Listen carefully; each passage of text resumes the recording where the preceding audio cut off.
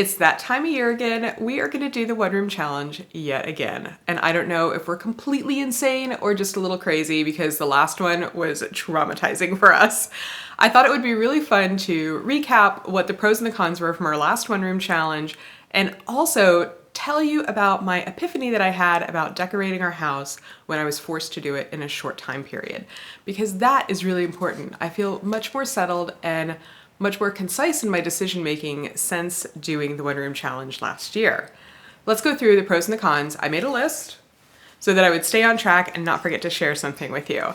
Here we go. Do you guys want to do the pros or the cons first? I say let's do the cons and we'll end on the positive. The cons are something that I want to share with you because I think being really honest about renovation and sharing where we were freaking out in the background and trying not to freak out in front of you on Instagram or our blog is really good in retrospect because we've had time to collect ourselves. So here's the advice that I would give anyone who wants to renovate a room in a short time period. The cons were 6 weeks is too short to do the size of room that we did. And everything in the room needed to be touched. We redid the floors, we painted the walls, re-skim coated the walls. And every single piece of furniture in the room was replaced. And that's a really big deal, ordering all the furniture. If you do decide to hire an interior designer, you gotta drop them some serious respect for ordering and tracking all the furniture. Aside from the design, just tracking everything took up so much of my time. I would spend hours emailing, following up, then things wouldn't show up and I needed to have a game plan for what I was going to do if I couldn't get a piece of furniture. And I did end up sourcing more vintage because of it. And that was a blessing in disguise. And it worked out really well because it showed me something, and that's going to be a pro. The next thing is that we spent way too much money in a short period of time. Again, taking everything out of the room and refurnishing a room completely, we spent so much money. I love vintage. And if you want to furnish a room with vintage, make sure that you give yourself some time to shop. I mean, I might buy something 6 months before we're actually ready to start, working on a renovation. And I know it's going to fit in the space. I keep a little thing of notes in my phone with different dimensions for different rooms of things that I'm kind of looking for at any given time. So that would be another piece of advice, is to shop way in advance if you want to use a lot of vintage. And we had a major old house fail. That's another con that we bumped into. We have this type of paint called calcimine paint, and what it does is that whenever you put modern latex paint over it, it causes the paint to seize up and peel like a sunburn, and it doesn't look nice.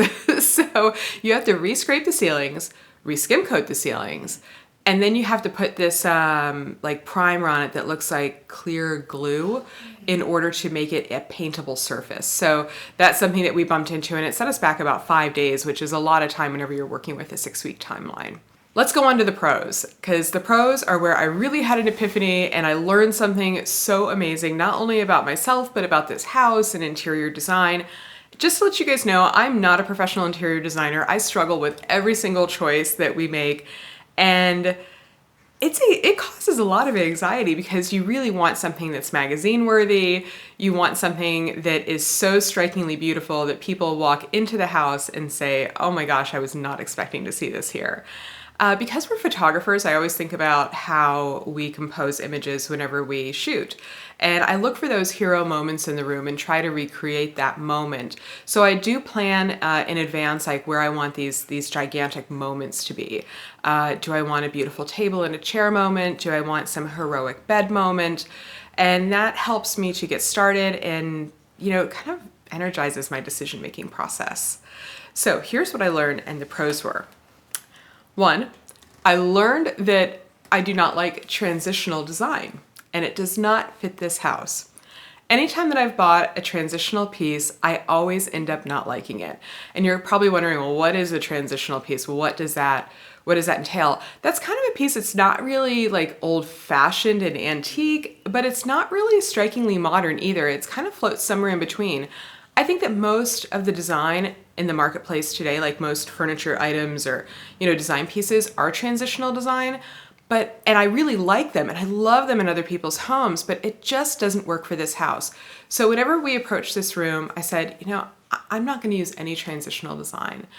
I'm going to step away from it. It either has to be really modern and really chic and streamlined and unique, or it has to be vintage. And if it's a new piece, it has to look vintage. So the bed would be a great example. That's a queen size bed, which is impossible to find vintage, but it is a new bed from Bunny Williams' home that looks like it's old, and it fits in the room beautifully next to the antique dressers. So whenever I decorate the room, the rest of the house in the future, I am not going to use transitional design. It is going to be a very difficult thing for me to be disciplined about, but I do think it suits the house better and it makes for a better finished product in the end. Let's see.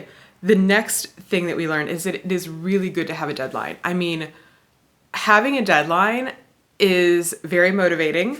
Doing it with 19 other people who have the same deadline, you have accountability issues. Like, you have to show up. You absolutely cannot bow out. So that was really good because we had to post a blog post at a certain time every week. We had other people who were watching what we were doing. The One Room Challenge crashed our server. Actually, we were getting so much traffic at a specific amount of time that our server was like, nope, and we had to upgrade our server. So that's what I learned is other people are good motivation. Even if you just get a group of friends together or something, keep everyone on track. It is fantastic and it gets the job done. And let's see, I think that the last thing that was like a real pro for me is that because a lot of the brands and products in the One Room Challenge are sponsored, it was like the first time that I was able to work with brands that I otherwise would not have had access to just on a personal level. And it was really eye-opening for me. It taught me a lot about putting the right products in the right space. For instance, Fabric gave us this really generous allowance for fabric.